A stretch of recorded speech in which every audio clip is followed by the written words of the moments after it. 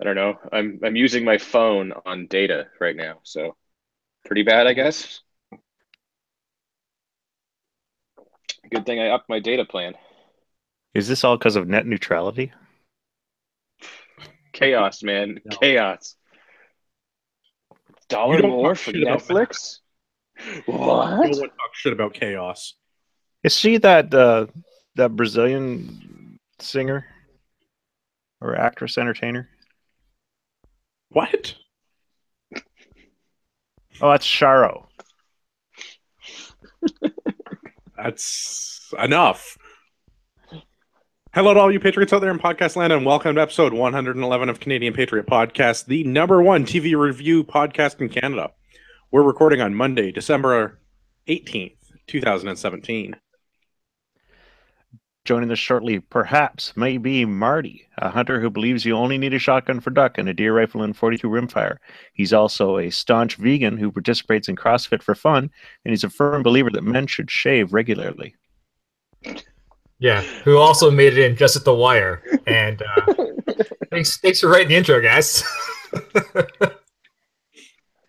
I'm pretty sure that's what you wrote. You had all Hey, day. I mean, as possibly the only panelist on the podcast who isn't so ugly he needs to cover his face up in order to get laid, I'm all right with shaving. Fair, fair.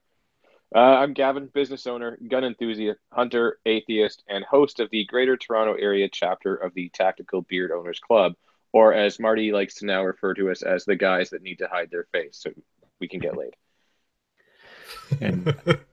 And I'm Marty, a hunter who believes you only need a shotgun for duck and a deer rifle and 42 rimfire. I'm also... No, it's just a second. No, I'm Tim. Tim, I'm a sports shooter and father of three. One, two. Yeah, I guess that's three. Yeah. Three. Yep. Three that I know of. Owner and operator of Tim's Good T-shirts. And I'm also the descendant of beer-drinking immigrants. As always, my name is Andrew. I'm a recovering libertarian, a competitive shooter, a firearms instructor at Ragnarok Tactical, and I also possess a beard because I don't want people to see how ugly I am. I use it for my lack of personality. Well, it seems to be working for you. And we'd love to hear your feedback about the show. So please visit CanadianPatriotPodcast.com/feedback or email us at feedback@CanadianPatriotPodcast.com. Feel free to tell us how amazing our beards are or aren't. And if you need any beard care tips, please feel free to ask. The edited version of the show is available on Stitcher and iTunes. Then we'd love some more 5-star iTunes reviews. All right, and as always, you can check out the podcast at facebook.com/Canadian Patriot Podcast and Instagram at instagram.com/Canadian Patriot Podcast. And find what I can only assume is all of the excellent social media posts. We need Everyone your help. knows we have the best. The best beards. Yeah.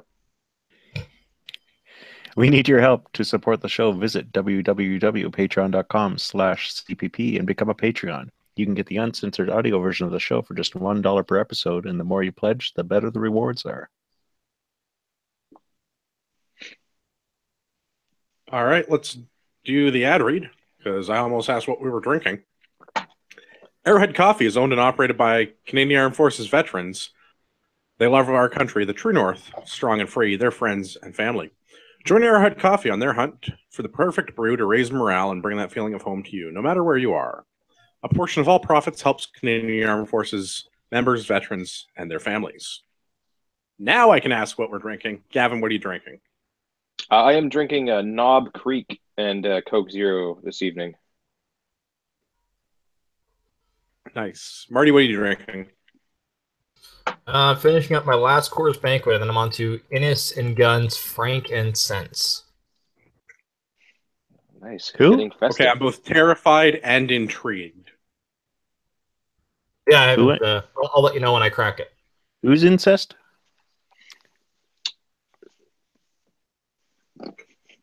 Yeah, I'm just leaving that one out there. Okay. And I'm Liberal Tim, and as always, I'm drinking 40 Creek Copper Pot Reserve with reverse osmosis water. And as is quickly becoming a tradition, I'm drinking Jameson because Jameson. Also ice. because I like my Jameson cold, like my heart, which is also hidden by my beard. If you'd like to buy Andrew some whiskey stones, get in touch with the show and get a shipping address, and you can send him some whiskey stones. And then his drink can be cooled with something as hard as his heart, not just as cold. It's true. Thanks, They Tim. also Glad make you're looking out for like me. stainless steel bullets too that you could use. It'd be kind of appropriate. Feel free to send the entire panel a set. I mean, the copper plated is probably safe enough, right? Yeah, you know, It's if you good get for those you. if you get those zinc ones, I mean, they could come in handy for a few things. Zinc is not something I need to add to my diet. Well, for all the ladies that live anywhere near you, it's probably for the best. I have no segue for that. Moving right along. Matador Arms. We told everybody our videos won because our videos are awesome. Everybody knows we produce the best videos. If you want a chance to win the $100 gift card from Matador Arms, you must go on Facebook. So people like Marty are left out of this contest. Go on Facebook, Beardless like the people? CPP Facebook page, and women. Go on Facebook, like the CPP Facebook page. Also like the Matador Arms Facebook page. Find one of the videos that Gavin or I produced on the CPP page and leave a comment on one of those two videos. We will randomly draw a commenter who has followed those instructions on January the 15th, and we'll let them know that they won their $100 gift card. Yeah, I'm laughing at some of the competitive podcasts that are saying that they lost because they didn't make the deadline, not because their videos sucked. Or because they rage quit. Trevor. So our mental Rage quitting game is of always funny. freaking him out with clowns prior to that probably worked. Yeah, it's all in the mental game. Yep. All right, let's get into the news. The first one, I think, Tim, you should tell us about the first one. Alrighty. Brought to us by the good people at the Daily Hive. That is a H, right? Yeah. Okay. I thought it was a dog head. Could be dog head. Oh wait, it wants me to sign up to the mailing list. Okay, here we go. Fuck yes, you do. Yeah. Okay, so the city of Vancouver has new neon artwork over one of its bridges, and they spent $115,000 for the program. And the sign was created by the city's first ever artist in residence, Justin Langlois, who told the Daily Hive the question was triggered by many issues facing the city. So, it's triggering, all right. Yeah, it's triggering. Yeah. Many. Is one of their issues the ongoing cost of electricity? It could be. Just curious. Yeah, but essentially, it's just a giant, all caps sentence over top of a bridge that says, "Should I be worried?" with a question mark at the end of it. So, yeah, a big neon light that lights up.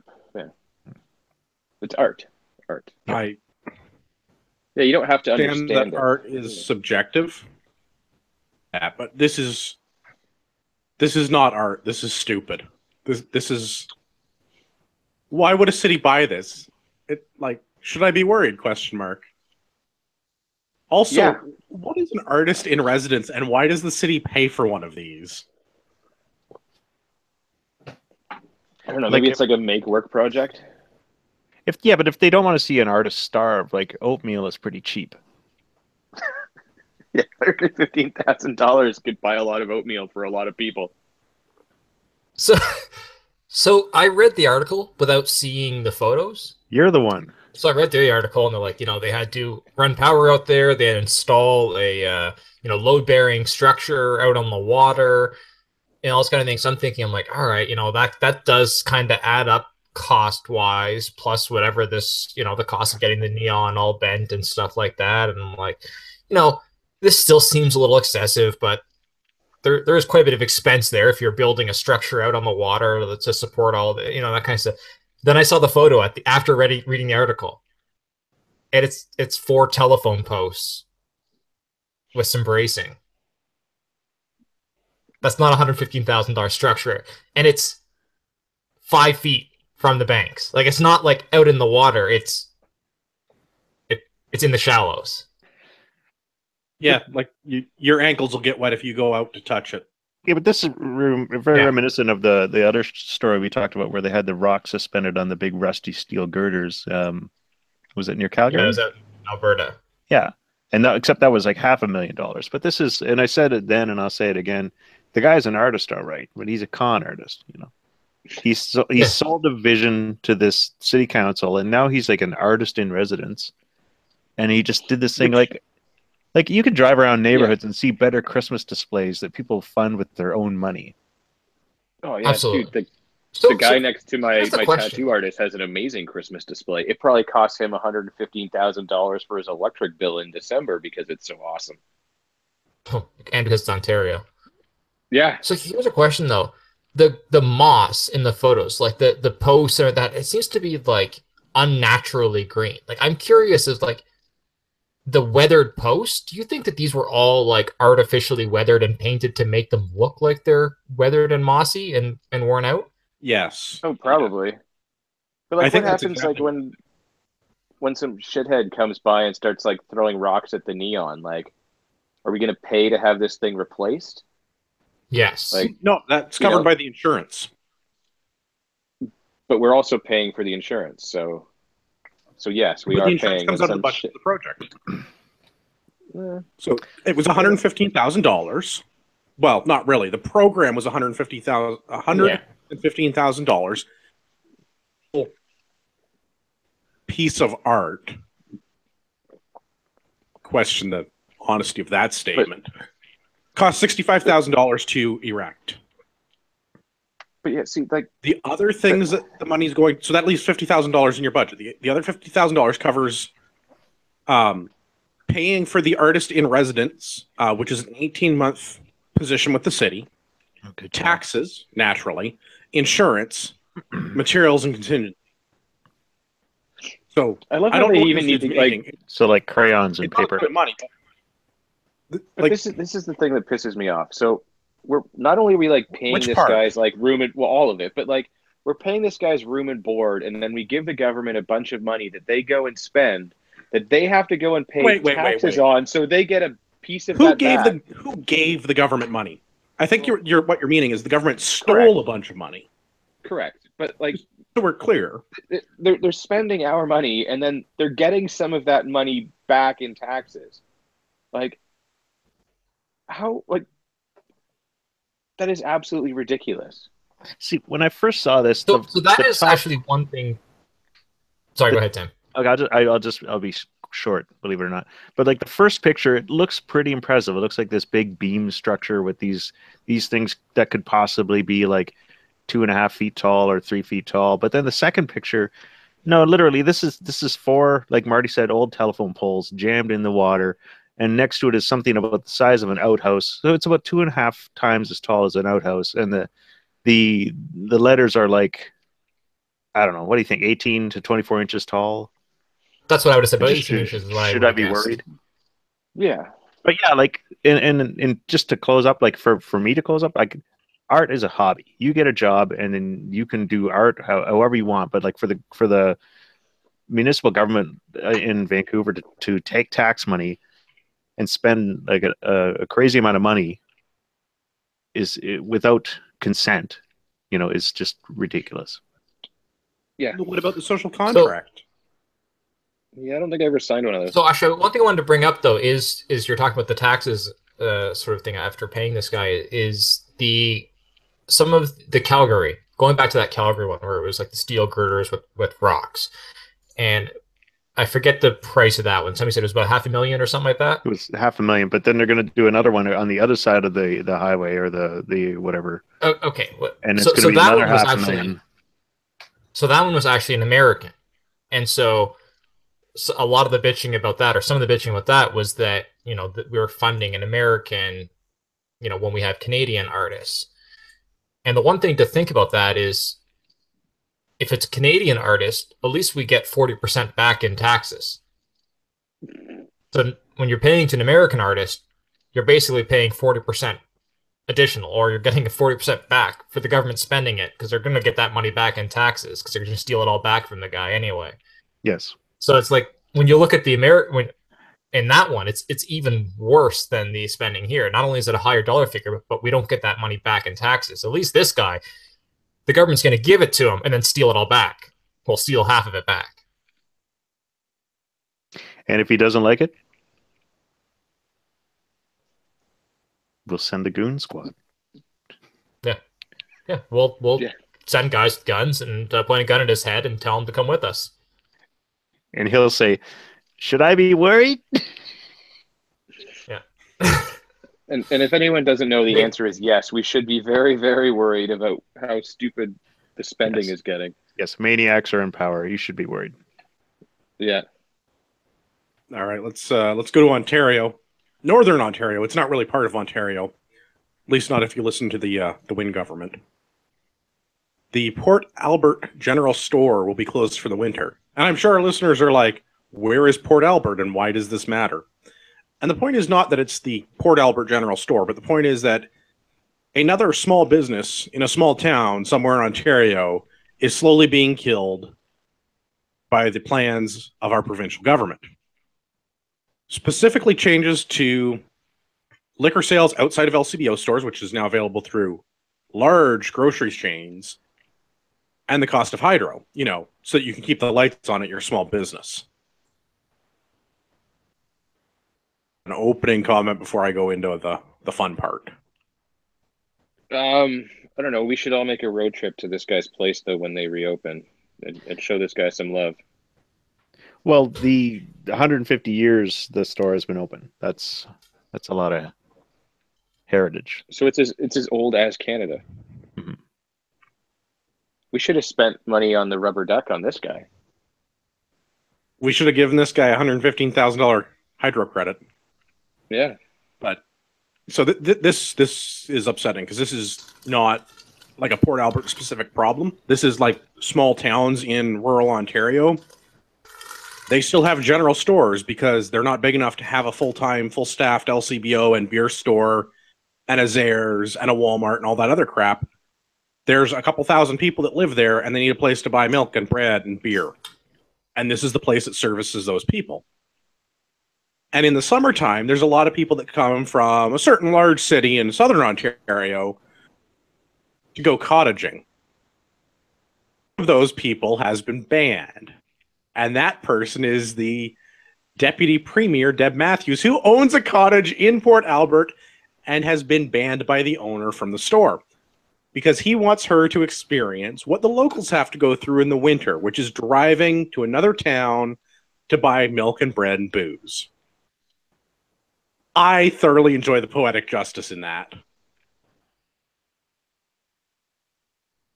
Yeah. I mean, private property. He can ban everyone he wants, I know, but it got... Oh, God. Why is Marty breaking everything? We should start banning all kinds of... Yeah, I like that they banned somebody in government who has a cottage in this area. This entertains me greatly. I don't think it'll have any impact because I don't think Deb Matthews will care. But no, I'm sure that the taxpayer dollars will just ship her alcohol directly. Yeah. Nice. Yeah. I mean, it won't impact her, but the sentiment in the statement itself is nice. Can she go in there and demand that they make her an MPP cake? Yeah. I don't know. The Conservatives in the provincial parliament demanded that she explain why she's banned from a store. That was funny. Amazing. For theft. That's awesome. That's hilarious. They should have said banned from the store. Well, she's been running a deficit there for years now, so. Yeah. Oh. Failure to pay your tab. Yeah. I don't have anything else with that. I just thought Yeah, it was funny. Obviously, the owner's pointing towards minimum wage being a huge factor because the increase to minimum wage will make it hard for them to employ low-skilled workers that work in a convenience store. Plus the cost of Hydra, plus the fact that they're going to have problems with being able to sell liquor there because they're not an LCBO, or they're not an LCBO, and they're not a large grocery store chain that can afford the new licensing fees. So they're kind of hosed on selling booze there. The seasonal swing in customers and stuff like that, like, I mean, it's just not worth it. Yeah, essentially what we have here is, it's a small town convenience store who is in a town that relies primarily on seasonal sort of tourism, and which is the cottage goers. And so outside of the sort of the summer season, the locals that are left aren't enough to afford this business, to pay for the employees and pay for all of the expenses that have been sort of increasingly risen under the Liberal government, like I said, like the hydro and taxes and things like that. There's not enough local business to allow this business to stay open in these off peak months. Yeah. And so, yeah, I think it's perfectly justified to, yeah, and to take this Liberal MPP whose government is responsible for the legislation that has driven up the cost of these sort of additional expenses, and have her, feel the weight of that the locals feel. I think it makes perfect sense. There's consequences to your actions. Yeah, and I wish it was less of a consequence, but I'll take it. It's a start. This is one of those things where, like, right now, like our liberal elites, the Toronto people, they do not feel the effects of the policy that they endorse. It's pushed on the rest of us. And this is, albeit a very small inconvenience, but it's at least it's something where you're seeing a liberal politician or a liberal elite, having to suffer the consequences of their decisions. Well, yeah, and something that might actually impact them. Even if it's tiny, it's real, Yeah. Like I said, it's more the sentiment, but I like it. Yeah, it's incredibly symbolic, and I'm a big, this is great. Yeah, that's why I think we should all go and visit and support these people and give them money, when they reopen. I thought you were going to say we should ban liberals. That too. But, like, maybe this will be our new, like, Montgomery's Tavern. We still I doubt it. They don't have beer there anymore. We can bring our own. What? Okay. Doesn't say we can't do that, right? Actually, taking your own beer would still be rattling. like. Marty's looking. He's playing with his razor. No, I don't know what that sound is. I don't know who that is. Sorry, I moved to Bob's. Anyway, taking your own booze into the store would be far less harmful. Everyone who goes into that store could take their own booze for the next 10 years, and that would be far less harmful to this business than the Liberal government. Yeah. Because you're just drinking your own thing instead of, like, stealing like 40 to 60% of their profit with taxes.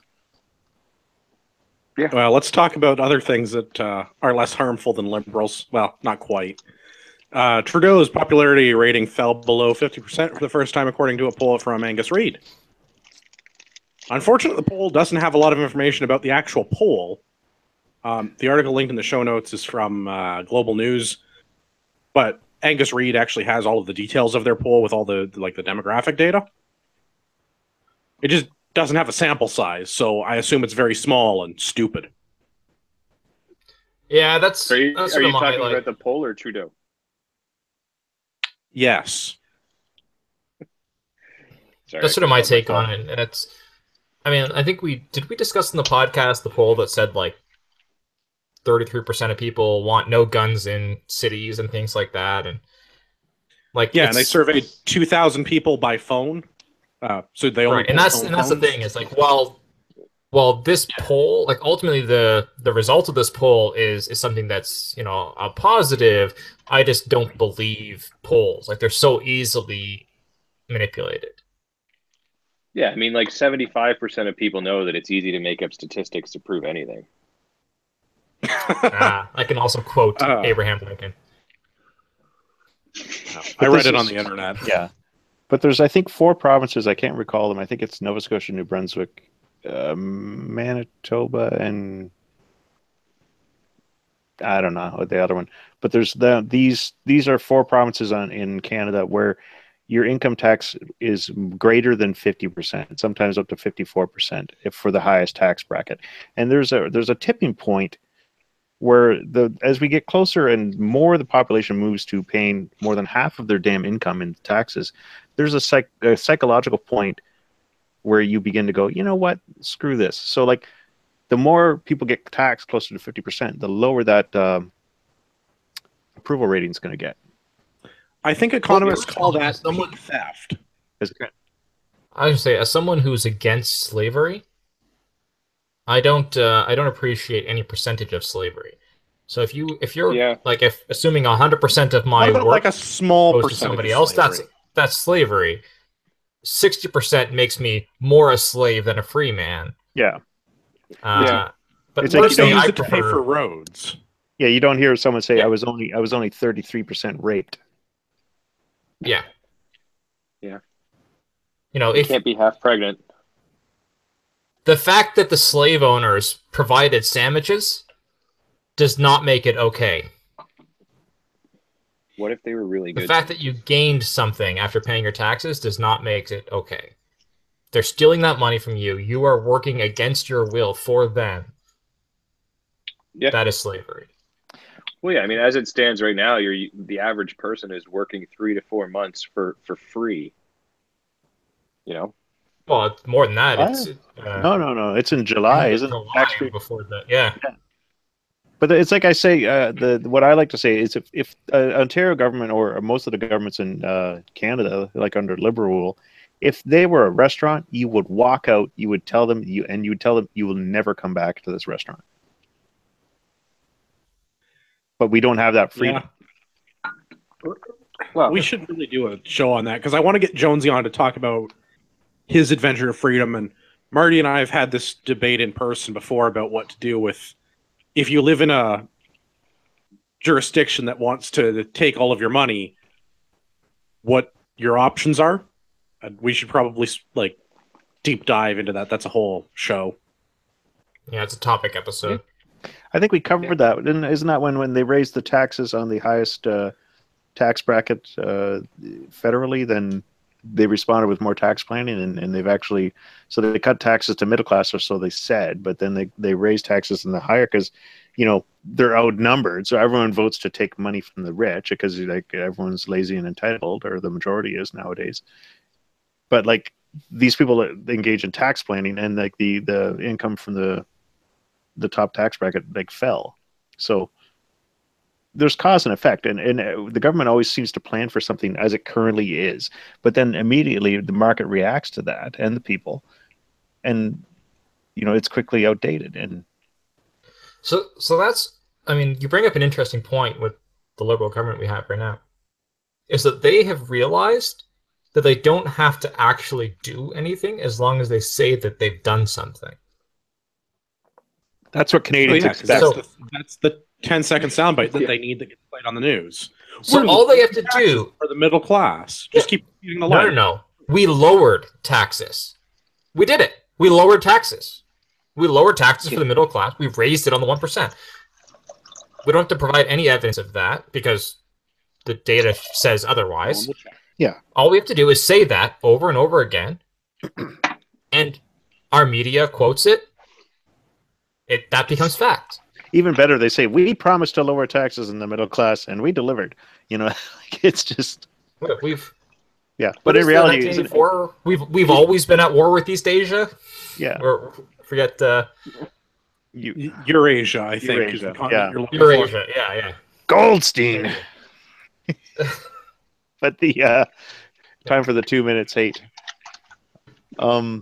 But yeah, like they raised the taxes on the upper. They said that was their plan. They were going to raise the taxes in the top, in the highest tax bracket. They were going to lower taxes than the middle class because that's where everyone thinks they're middle class, except unless like the really wealthy and the people who don't have two loonies to rub together.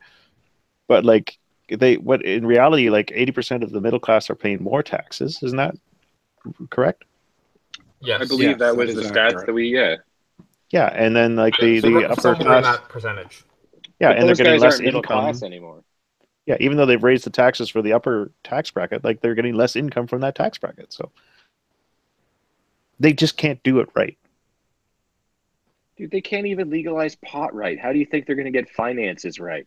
Like, that was the easiest thing to do in the world. Implying that they were going to legalize pot. But, like, It was already that's massively successful and distributed. like, the only thing they had to do to not screw it up was just go, it's legal now. You're not going to get arrested. That's all. They just had to stop doing stuff. Well, just a $36 And they couldn't a even year do that. They pot- couldn't even yeah. do that right. You know, Just like, sell like a $36 a year pot license. Like people just go, oh man, they couldn't even- $3 they a couldn't even do month. that right. We talked about the Ontario method, but like, have you guys seen the BC's plan? No, I don't think Should so. I be Lay worried? it on us. Should I be worried, Marty? So, Yes. all right. So, I mean, Yes. obviously, this isn't this wasn't part of the show notes, so I haven't read it up entirely just recently. But from what I understand, they're using the BC version of the LCBO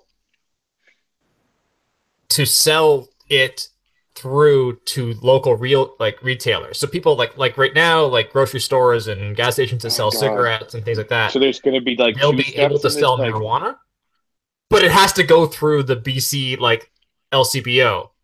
oh god! So the price So is as going to go opposed up to just even more. right, so they're literally just being a middleman in between raising prices.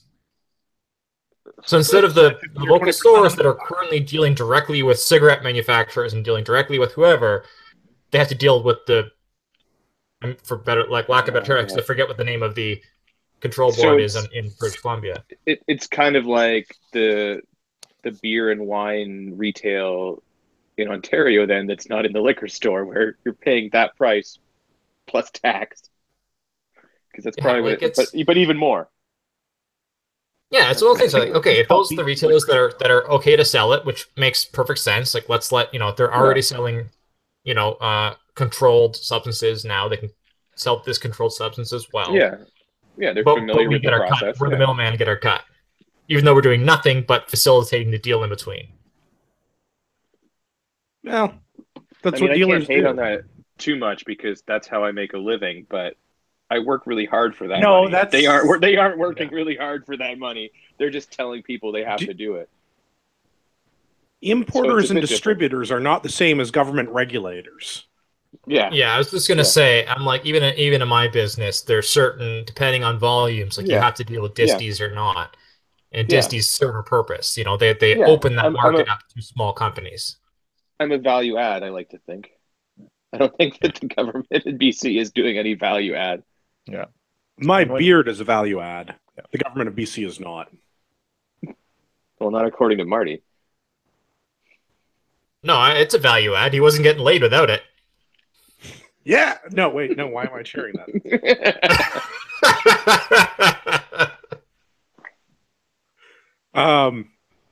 Wrapping this back around to the Angus Reid thing, there were a couple of interesting stats that I thought came out of this that the media decided to overlook when they mentioned that Trudeau was just under the 50% disapproval rating.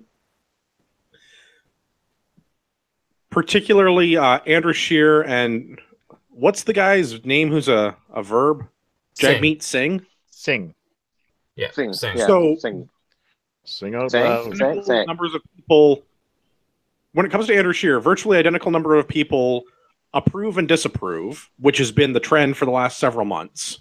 Well, that's how he And- won. I mean, On the upside, the don't know value is going down, and everyone who's gone from don't know to something else over the last several months, it's an equal distribution between approve and disapprove. So he's not gaining in popularity, but he's not losing it either.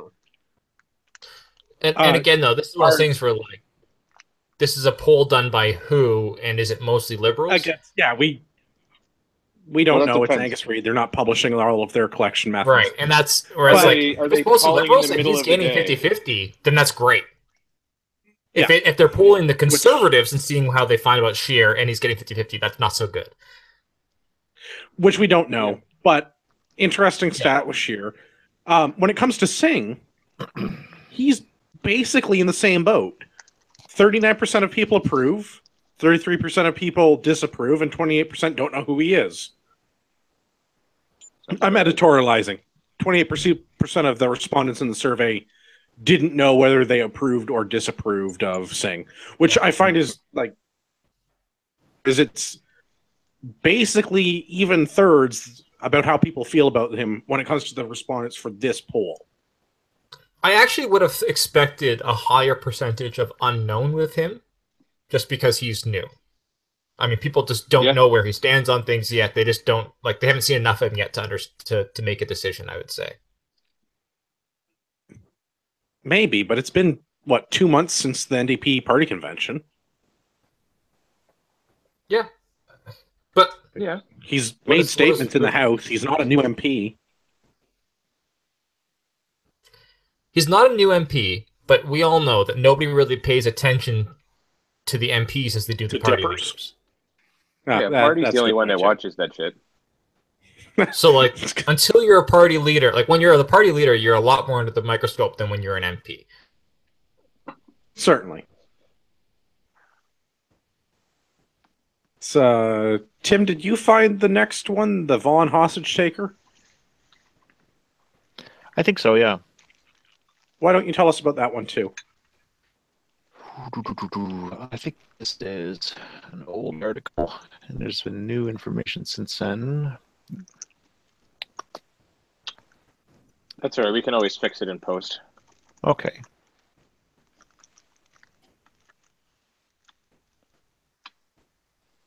I'm gonna talk amongst yourself. So I can I'll fill the gap. The Frank and Sense, it's pretty good, but in terms of Innocent Gun, not one of their best.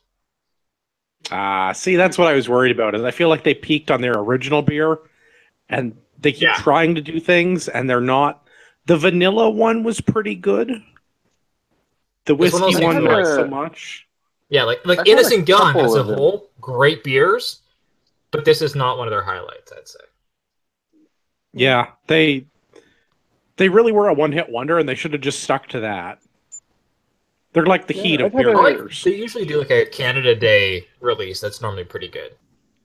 Yeah, I've had a couple that are not their standard beer that have been good or equally as good as their original, but yeah, nothing it's not oh man, this special release, you have to get this, it's I'll just get the regular one. I'd say I find it quite hoppy, which is not something I expect from Innocent Gun. No, they usually kind of have much different flavor. Yeah. Yeah, the whole cask aging process. Malty or balanced? Yeah. Malty. Oh, that's interesting. All right. Sometimes woody. Woody. Because they cask age, right? Oh, okay. Yeah. Delicious, though. Oh, yeah, super good. Pricey, but well worth it. Yeah. If you're buying it through the LCBO, it's not that much more expensive than other beer at the LCBO. Yeah, fair. Okay, I'm ready to take a shot at this. All right. Tim's up. On December 13th, around 1 p.m., a 25-year-old man went into the Royal Canadian Bank in Vaughan, into a Royal Bank of Canada in Vaughan, and he demanded to talk to Donald Trump. As one does. Yeah, he was brandishing the United States of America, like that Donald Trump. Yeah. If you ever want to talk to Donald Trump, you just go to a Royal Bank of Canada with a bomb. Ask for him by name. With explosives strapped to a vest and brandishing a gun. So he took 13 hostages, and there was a bit of a standoff. And eventually they put in a sort of like a bomb disarming robot, I think, to distract him, and then they stormed in and shot him dead in front of the 13 hostages. A police source said... Pardon? That will happen. Yeah, that's what happens. You might want to look inside the Royal Bank, Donnie. Yeah. So when they say he had 9 bombs strapped to a suicide vest, I've never heard a suicide referenced that way. Like, no one's like, they're wearing a suicide vest, which is a big bomb on your chest, or it's not a suicide vest. Like, I've never heard them say like individualized like that. So, like, to me, like, I'm picturing, and because I've read this entire article, I'm picturing like 9 of the like 80s cartoon cannonball bombs like strapped to this guy's chest. That's exactly the suicide vest that I was picturing. Each one has an individual timer. Yeah, like a little fuse on each one, and I like to think of it like 80s style Christmas lights, and like one doesn't work, and then none of them work. This guy just he's our big fan of the series circuit, and he's just like, no, I can get it work. I just gotta find it. Just give me a minute. So anyway, tapping it, maybe like it's short. Yeah. So it's like Griswold Family Christmas. A police source said that he was believed to be originally from Egypt. And the man was ranting, and the only thing political was the name Trump. But he has connections to Iran, although he's believed to be... I said that already. He's from Egypt, so believed to be... I think it's important to go through his demands. So he was not demanding money. He asked for no money. He said he wanted crystal meth, and he wanted to talk to Trump. Yes. I think that's important to mention. That makes perfect sense. That makes perfect sense. I mean... You'd love to be a hostage negotiator and just go, okay, you can only get one. Which is it? He's, I'll take the meth.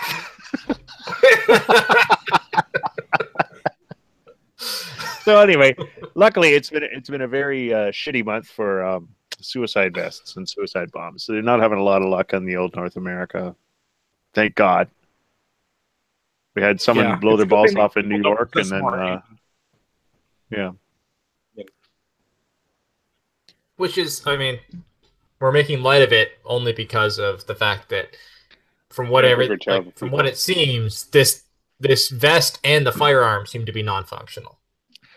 Well, I kind of gotta make light of it because it's not up to me. They're not going to do what I think needs to be done, and what I think needs to be done, since no one asked, is hugs and haikus. Well, yeah, obviously. But not so even that not makes even a good point, because I mean the haikus were available, so how come this guy didn't get de-radicalized? Yeah, just make him available. Don't force it, because nobody wants to be forced. They never thought about it. They mentioned his demands, but I want to know exactly what he said. It could have been a haiku. How awesome would that have been? I would like Crystal to read me a or haiku. to talk to Donald. No. No, it doesn't work. I expect a pro-terrorism haiku by the next podcast. Ooh, can that be our next contest?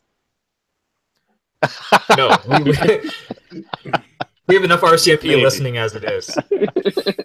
Yeah, but it keeps them employed. And hey, now we're going to have York Region PD listening too, because we're talking about them. But good job to York Regional PD for eliminating the threat, so to speak. Yeah, they almost took a page out of Dallas's book with the robot. Yeah, but they should have. I was really hoping the robot, as I was reading, I was really hoping like, ooh, please tell me they blew him up. Please tell me they blew him up. That would be, they shot him. I can live with that. Nah, it's a Canadian robot, so it's more polite. But in all fairness, there was excellent work for the police in that situation. No hostage. Exactly what I was going to say. Were hurt at all. But I was wondering, like, this in hindsight, knowing that it was all fake and the guy was just crazy. Yeah. But for the police that are on scene, they don't know that going into it. So they see a guy with a gun and a vest, and they have to, act appropriately. Yeah. So I think it's good work on the police. With that, I didn't see it anywhere in the news when this was going on. Has it been reported anywhere what kind of firearm was used? 'Cause typically, our media is very concerned about that sort of thing. Oh God, no. No. And the only thing that's said is that no word has been said as to whether or not it was actually a functioning operational firearms, which means that it was not. They mentioned that it looked real. before bomb. But here's my thing. As soon as you with the meth angle, I think it was like airsoft gun or like a toy gun and a shitty bomb. Not to be mistaken with a dirty bomb. No, it's a shitty bomb. A vest full of hot dogs. That's what it was. Yeah. No, what do you think tap water is? It's a gay bomb, baby. All beef hot dogs. Cut that down to just it's a gay bomb, but close enough. It's a gay bomb, baby. There you go. We're professionals on this podcast. Yeah. Whatever. Just as we make mistakes, talk about them and draw attention to them. That promotes an element of realism to what we're doing. Speaking of professionalism, we need your help to support the show. Visit www.patreon.com/CPP and become a Patreon. Yeah. Don't be a liberal with your hand out expecting free podcast content. Pony up. Yeah. Pay your fair share. Yeah. Your valuable contributions will help us get better drops from better celebrities. Give me a couple of dollars so that I can afford a Happy Meal. Actually, not really. I don't eat McDonald's, but Gavin, would you like to tell everyone about Happy Meals? Yeah, no, we're not going to be allowed to have those anymore. You and I are not.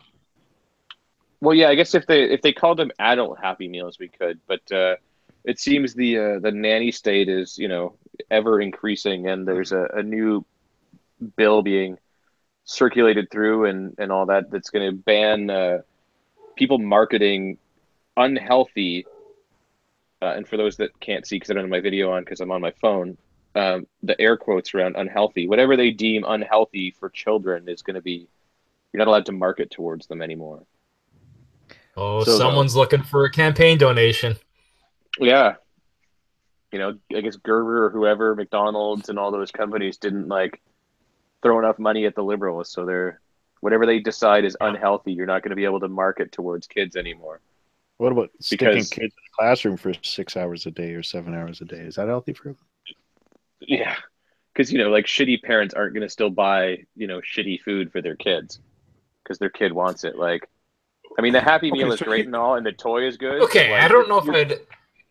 Your kid likes nuggets, you're going to buy your kid nuggets. Yeah, I don't know if I would, say that the Happy Meal is exclusive to shitty parents. No. But you know what I mean? People that are doing it excessively are going to continue to do it excessively, right? Yeah, but you guys are sitting there. We're going to find something else. Yeah, but as the only parent, you guys are making light of it, but parenting is tough. For instance, just today at 6 o'clock, my kid came up to me with a steak knife and he demanded chicken nuggets and to talk to Donald Trump. I have a robot for that. Yeah, you're not allowed to fly drones your kids anymore. Yeah, and your kid is smarter than the average. If you want to talk to Trump, you're going to have to mow his lawn like all the other kids.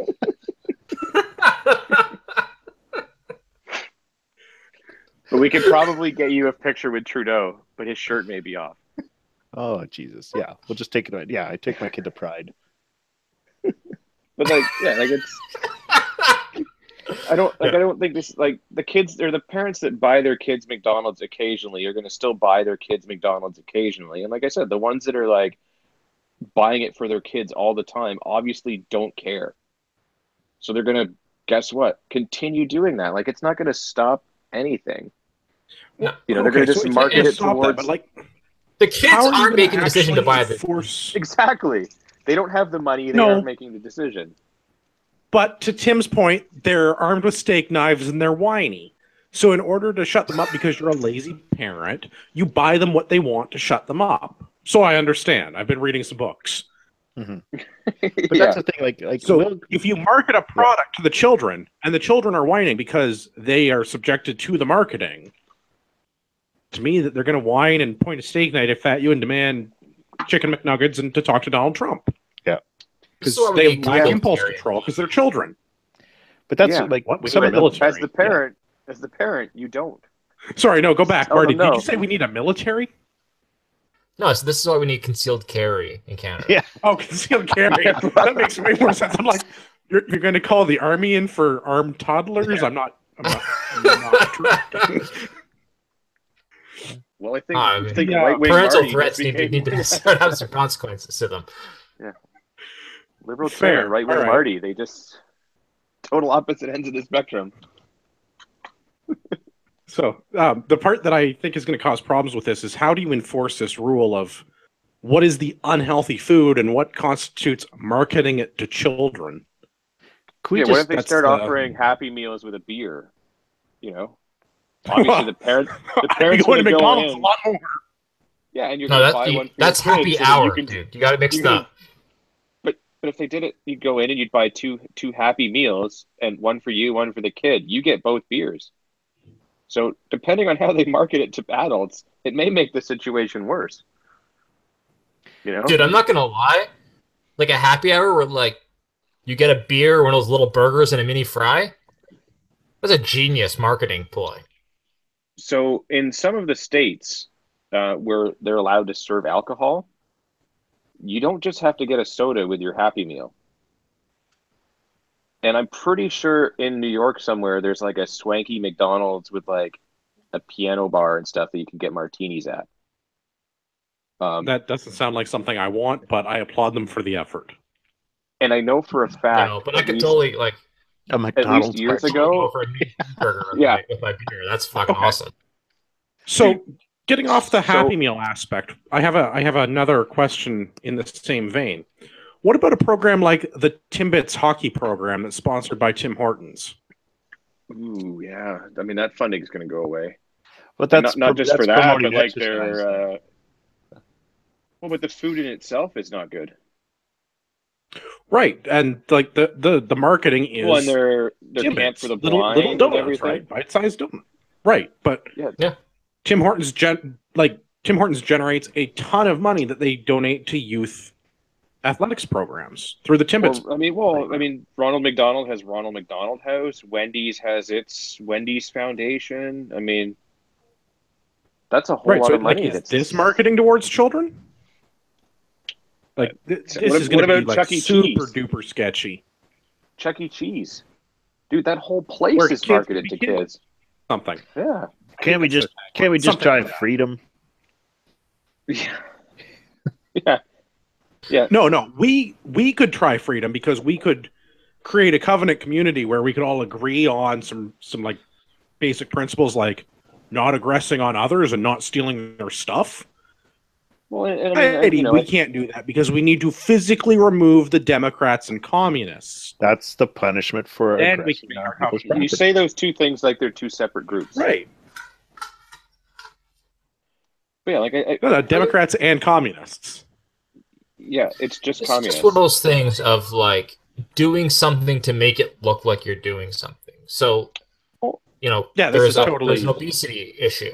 There's an obesity issue, and instead of addressing, you know, Yeah. actual cause of the obesity issue, they go after Happy Meals. Like it's like, yeah, look, we did something. We took decision making ability away from parents. Therefore, terrific. The government is now telling you what you can and cannot feed your child. Well, exactly. And I think, like, you know, a friend of the show and occasional panelist, Tracy, put it best, and stop telling me how to parent. Let parents decide how to do that. You know, the government has no place in that. And so to be clear, this rule does not stop marketing food at children. It stops marketing government-approved food at children. Yeah. So the government can give you a pass as to whether or not you're allowed to market your product towards children. And I'm sure that won't be abused at all. No, and it doesn't stop what they're trying to stop either, which is like shitty parents continuing to buy shitty food for their kids. Like if you're terrible and you don't care, you're going to just keep doing it. You obviously don't care.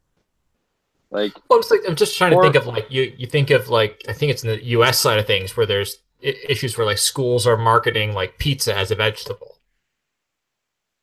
Yeah, wait, but I mean that should be a pizza's different. not a vegetable. You know, like if you're just flat out lying, I mean, it is a vegetable. They've deemed it was. But anyway, like as Tyler says, it's not fruit. Yeah, but like Tyler and Matt say on their podcast, fair. You can always liken government to organized crime, and this is basically like the government just kind of goes up to a McDonald's and goes, "It's like, oh, a nice little business you have here. It's a shame if someone were to stop you from marketing to kids the way you are. Yeah. You know?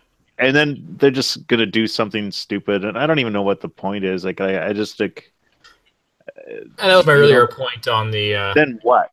On the marketing dollars. And it's convenience stores. Yeah, you go into convenience stores and look at how many pounds of sugar and chocolate are like in front of the front counter. Like it's just like. Wait, is that like every chocolate? Like, what about Kinder eggs? Are those going to be banned now? What is this, not a world America? I want to live in. Yeah, that's not a world I want to live in. Oh, I'm sorry. I thought this was America. It's like the one time we can use. It's the one time we can use that as a plus for us. Talking about Smarties and Kinder eggs. Candies. Yeah. Before we go on to the next one, I want to thank Dawn, who's listening on YouTube right now, for doing some great intern work. I was going to say Global News declared that the weapons were fake 3 days ago in reference to the attempted suicide bomber, suicide by cop guy. So, yeah, so apparently the guns were not actually Do we know what guns. they were? That's all we need to know. Fake. It was hot dogs. That's all I got. That's it. All beef. Right. Hot dogs it is. Yeah. No, it said fake. Like 9 of them? Hot dogs or regular? 9 of them, I think it was. Yeah, but it said investigations continue into the Von Bank hostage taking earlier this week. Police sources tell Global News the suspect was carrying a fake gun and explosives. So were the explosives So is real? it fake gun and fake explosives, or real explosives and a fake gun? That's what I'm saying. Oh, our reporting is terrible. Nick Westall, my God, man. Clearly, it was an AR-15 and it was real. I mean, but that's the thing. Like even the most bombs identified as an AR-15. Yeah, but I bet you could accidentally with a chainsaw bayonet. I bet you could accidentally make something that would be construed as a bomb. You know, even the most shittily made bomb is still going to be called an explosive. Yeah, one that doesn't work. Yeah, but explosive it can't explode. The guy had like 3 things of tannerite strapped to his vest that weren't even mixed. It's an explosive, sort of. So drifting into U.S. politics stuff here. Did anybody else find it weird that the New York Times essentially gave the schematics for how that guy created his shitty bomb? Like in their front page article, they're like, yeah, he had a whole bunch of matchsticks broken off, stuffed into a pipe with using a broken Christmas light as the detonator with a 9-volt battery. And it's like, oh, you just gave me the plans to build that bomb. Dude, after my high school told everyone how to do meth, anything.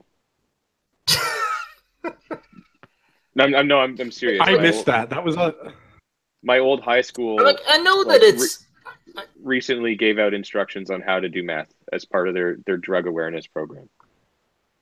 Like on the bomb side of things, I'm like, I understand. You know what? Anybody that wants to try and do that shit, they can find the information on the internet. But it just seemed to go like a step further to have it in like the main article about it on New York Times.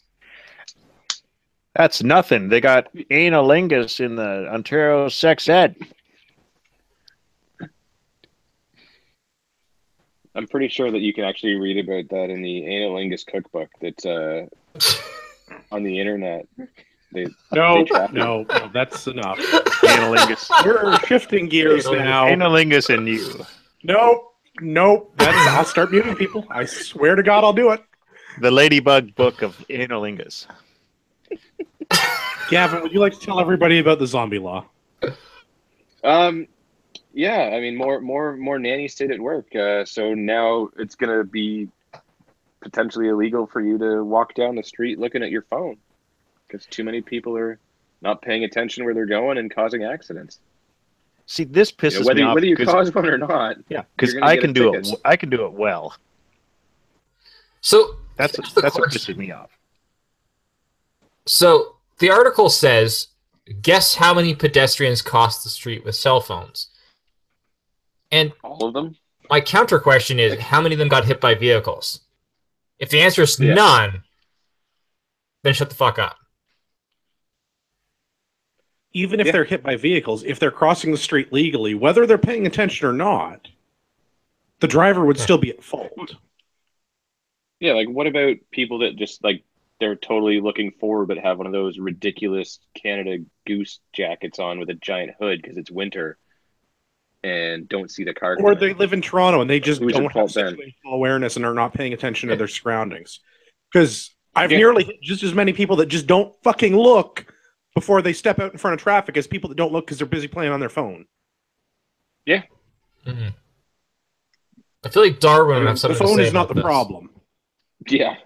Dude, just take the warning labels off of everything and also violently disband the government.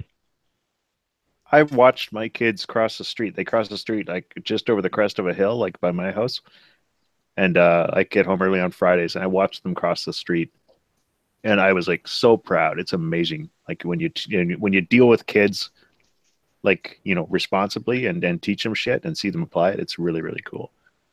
They sit there and look both ways, and then as soon as the car's gone, they'll wait until that car's gone past, and then they'll listen up the hill, and then they'll all like just go and like she'll, my daughter will take care of the two younger ones, and then they'll go across the street kind of thing. But apparently, participation trophies and ribbons for everyone and all this shit and is having a toll on society. But like the ridiculous thing is like so the incentive then is going to be for police to go in and stop this because they know that it's going to like probably become a quota and you've got to like bust so many people money? for doing Oh. this. But yeah, it's going to raise money. So where's the incentive to like go and stop actual criminals doing horrible things when you could just like bust some guy like crossing the street with his phone and that is probably going to just like begrudgingly and go fine whatever and pay the fine because they don't want the hassle, right? You mean doing terrible things like singing in their car? Yes. I mean, It's against the law. Yes. yeah, or like smoking a plant in the privacy of their own home, or You're a monster. What if you're aggressively singing the Supremes in your car? Right? Like they had that song "Stop in the Name of Love." I think that's okay. It's that CNC Music Factory that you really got to watch out for. Like that is just evil beyond words because nobody wants to hear that. Oh, well, that took place in I did Quebec. not get What the if reference it's that you a guys are French making. song? Oh, and then it's totally fine. Unless you're in Alberta. Okay. Then that's not okay. That's not okay. Kind of like Trudeau's approval Yeah. rating in Alberta. It's not okay. Do we want to bring I'm one to pretty the sure they top? don't even know who he is because he forgot about them. They forgot about him. I thought your it fit question, nicely in, but yeah, it was way back in September. We put it in the show notes. There was a man was passionately singing a 1990s song, "Gonna Make You Sweat, Everybody Dance Now" by CNC Music Factory, and two Montreal police officers said that he was. Oh, they said, please go to the right side, and then two cops were on each side of him, and they checked the inside of his car, and they asked if he was screaming, and he said, no, I was just singing, and they said, they gave him a $149 fine because he caused disorder by screaming, which violated the peace and tranquility of Montreal. How dare he? Sounds about right. So, mhm. Yeah, I mean, at least if they had charged him with like a language law thing, then you could have been like, all right, well, I guess he wasn't singing in French twice as loud as he was in English. All right, let's get into rapid fire feedback. We've got an email from with the username Better Andrew. Better Andrew says, recently switched jobs and now I've got lots of time for podcasts, so I've been catching up on yours. Really informative and a real eye-opener. Great way to catch up on the important news. Keep up the great work. And I want to thank Inferior Andrew for his feedback. But you didn't leave any feedback. That's not a thing. Justin Trudeau! I also have a new cassette that arrived recently at the podcast mailbox. If you want to mail us a Now, cassette, is get in this- touch with me. That's just an entirely different user that's sending us cassettes now? No, this is also from our pal Earl. Man, this guy's So, awesome. Let's get the old tape deck out here and see what Earl says this week. I wonder if anyone's got a reel-to-reel. Good afternoon. And this is in response for your request for feedback for your internet radio show. My great-grandson sent me a cassette of your show, and I gave her a listen. Stop it. Let's see if there's anything worth talking about in the newspaper. Oh, it says here the city of Vancouver paid $115,000 for some art what goes on a bridge. Now, it's just a neon sign that says, "Should I be worried?" And it's by this artist fella whose name is Justin Langlois. And I gotta tell you, that's a Frenchman's name. And I think that he works down there at City Hall. By the way, City Hall is more like it. Am I not correct, fellas? Stop it. Did I ever tell you the story of the first Chinaman I ever saw? It was 1927, and that was 4 years after the Chinese Immigration Act was passed. See, they used to let the Chinese into Canada for $500 a person. Money back then. But the Chinese Immigration Act passed on 1st of July, 1923, on Dominion Day. So it's when we see a Chinaman walk into the lumber camp, we took him for some sort of Spaniard what was jaundiced. So what we did, since his eyes were squinty, we dimmed the lantern, and then we decided that we should feed him some beets. What in the world? Excuse me for a moment. Get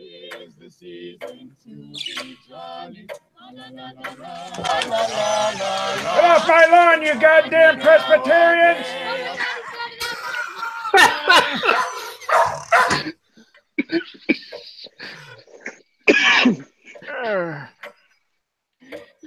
And he didn't want to eat the beets. And we tried to put the beets in his mouth. And Sven held him down, and we would try to get him to eat the beets. And he ended up biting my fingers quite badly. So what we did is we chewed the food up, and we put it in a bellows. And we administered it to him rectally. Stop it. Turns out that the lead hand at the lumber camp came in. He said, "No, he's not a jaundiced Spaniard. He's a Chinaman." Well, we felt silly. After that day, we never really felt like he trusted us fully. Of course, with those squinty eyes, it's hard to tell. Now, if you'll excuse me, my baked potato's done. Stop it.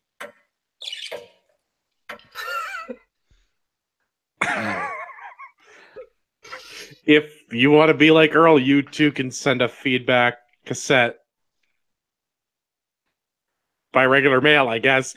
If you want a mailing address for Canadian Patriot Podcast, you can get in touch with us by having your great grandson send an email.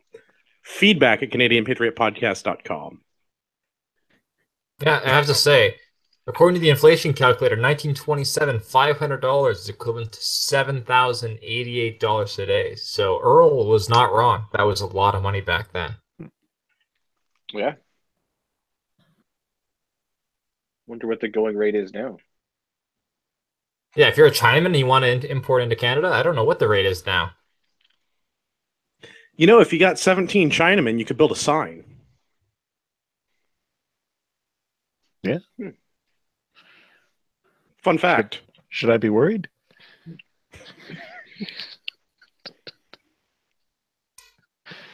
All right, let's do that outro thing. Gavin, where can everybody find you on the internet? The best place to find me on the internet is at Instagram on urbex_GTA.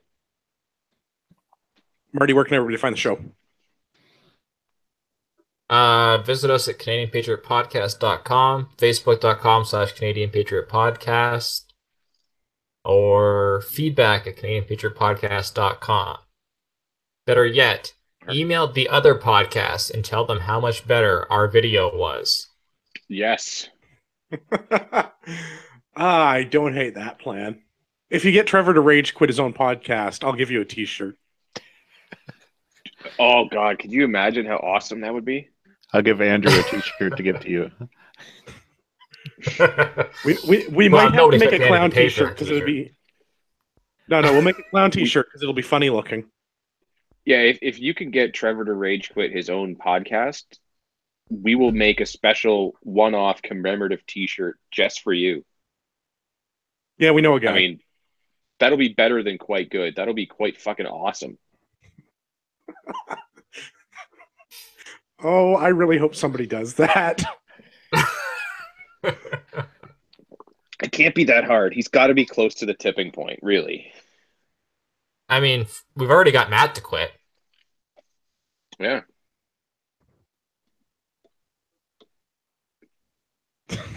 Amazing. Tim, where can everyone find you? You can find me at timsgoodtshirts.ca or facebook.com/timsgoodtshirts. As always, my name is Andrew. You can find me at ragnaroktactical.ca. Buy some Band-Aids or a tourniquet. Those things are important. Might save your life or somebody else's. Do you, by chance, do you sell tampons? I swear by my pretty floral bonnet, if one more person tells me about their tampons and their first aid kit, I will end them. Seriously, though, buy some bandages. Andrew's got a Yep, kid he's buy going to be putting bandages. through school soon, you know. help a guy out. Yeah. Government school costs a lot of money. Oh, yeah. Apologies to Rod Giltaco. We couldn't fit him into the show. I don't have an excuse this week. We just couldn't fit him in. I'm pretty sure it was Earl. For all of our listeners out there in podcast land, I'd like to remind you that you are the true north, strong and free. The kid thing was a little blackpilling. I'm off my game now.